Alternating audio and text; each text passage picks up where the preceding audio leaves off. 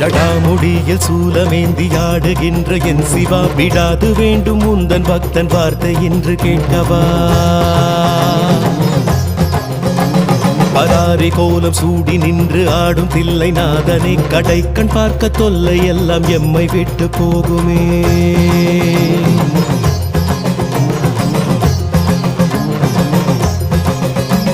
உடுக்கை சத்தம் கேட்டு விட்டு சொக்கி போகும் வேளையில் அடுக்கடுக்கு துன்பம் யாவும் ஓடி போகும் மூலையில் ஜகம் நடுங்க ருத்ர தாண்டமாடுகின்ற கூத்தனே பயம் ஒடுங்க எங்கள் நெற்றி தீண்டி போக வேண்டுமே